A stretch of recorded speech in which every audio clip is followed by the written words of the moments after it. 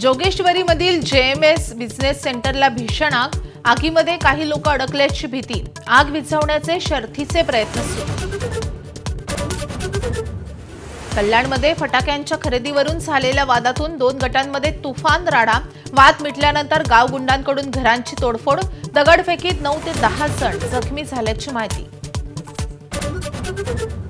आज भाऊबीजेच्या मुहूर्तावर राज आणि उद्धव ठाकरेंची पुन्हा भेट होण्याची शक्यता, तर ठाकरेंची नेक्स्ट जनरेशन आदित्य, तेजस, अमित बहीण उर्वशी सोबत यंदाची भाऊबीज शिवतीर्थवर साजरी करणार। पुण्यात महायुतीत धंगेकर विरुद्ध मुरलीधर मोहोळ वाद आणखी पेटण्याची शक्यता, घोटाळ्यातून वाचण्यासाठी खोट्या बातम्या पेरल्या, रवींद्र धंगेकरांची पुन्हा मुरलीधर मोहोळ यांच्यावर टीका।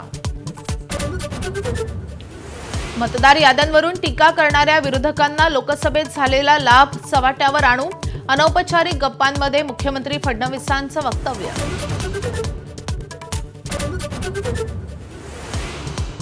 धुळ्यातील शिरपूरमध्ये भेसळयुक्त दुधाचा व्हिडिओ समोर, दूध उकळल्यानंतर रबर झाल्याचं समोर, व्हायरल व्हिडिओमुळे भेसळयुक्त दुधाचा प्रश्न पुन्हा ऐरणीवर।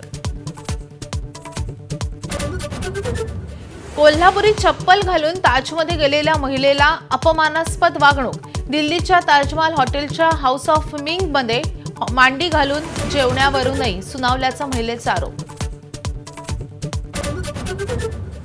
दिवाळीत फटाक्यांच्या आतषबाजीमुळे मुंबईत हवेची गुणवत्ता ढासळली, वाढत्या प्रदूषणामुळे मुंबईतली पहाट धुरानं भरलेली, तर हवा प्रदूषणामुळे अनेकांना सर्दी आणि खोकल्याचा त्रास।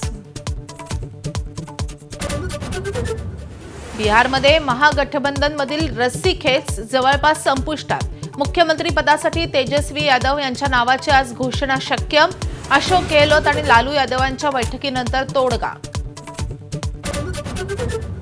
महिला क्रिकेट विश्वचषकात आज भारताचा मुकाबला न्यूझीलंडशी, आज पराभव झाल्यास भारताचं आव्हान संपुष्टात येण्याची शक्यता। एबीपी माझा, उघडा डोळे बघा नीट।